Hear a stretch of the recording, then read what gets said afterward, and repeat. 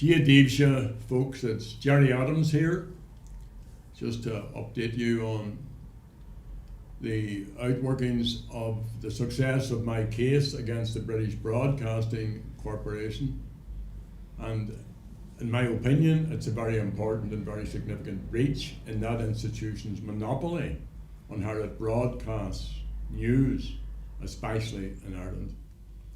As I said outside the four courts, I took this case to put manners on this institution, and I stand over that comment. I reject the over-the-top responses to it.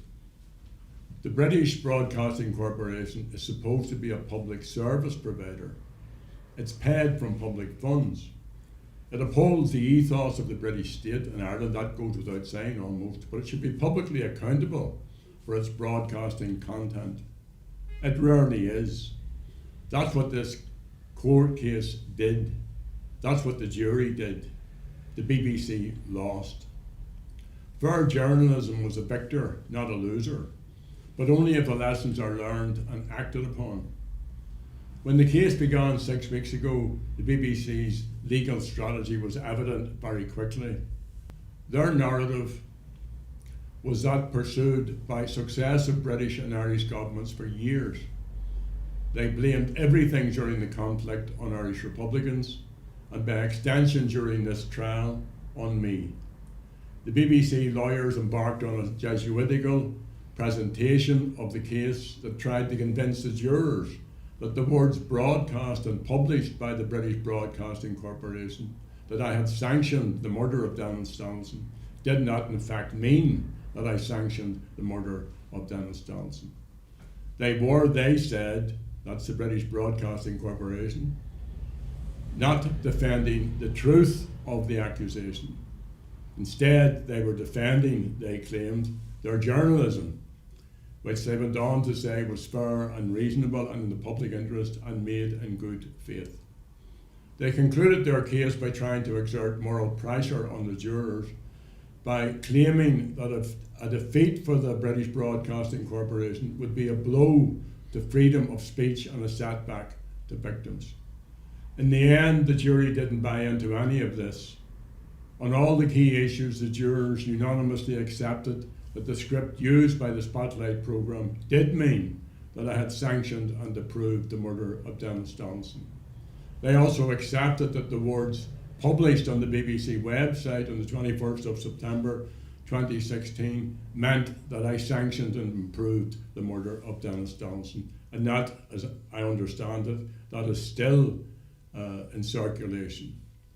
When asked if the BBC broadcast these words in good faith, and was it fair and reasonable to publish these words, the answer of the jury was a resounding no. Freedom of expression and freedom of the press are very precious principles. They are fundamental to any democratic society. Consequently, journalists bear an onerous responsibility not to make false accusations based on unreliable and or non-existent supporting evidence. To do otherwise means that they are behaving in support of methods that they purport to oppose. Every day, journalists risk their lives in many parts of the world trying to expose wrongdoing by the states and by non-state agencies, criminal gangs and drug cartels. In our own place, Veronica Guerin, Martin O'Hagan and Lyra McKee were killed and others have been threatened.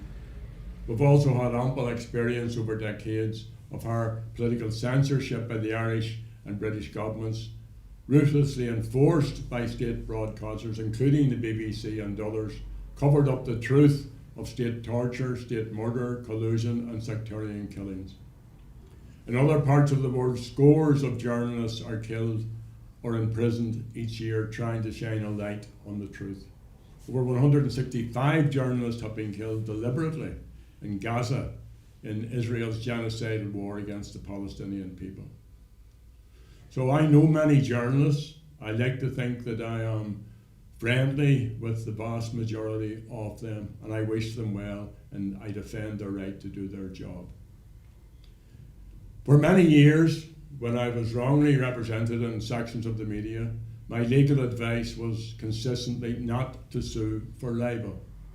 9 years ago, the British Broadcasting Corporation put out their Spotlight programme, and I decided to sue. Had the BBC wanted, they could have resolved this there and then. They choose not to. Why? That's a question to be asked. Why did they not resolve this issue when they could have?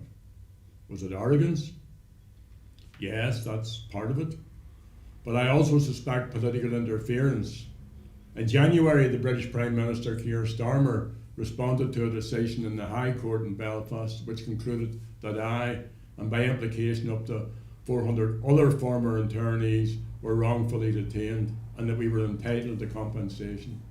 This followed the decision by the British Supreme Court that I had been unlawfully detained in the 1970s. Mr. Starmer told the British Parliament that he would look at every conceivable way to block compensation being paid.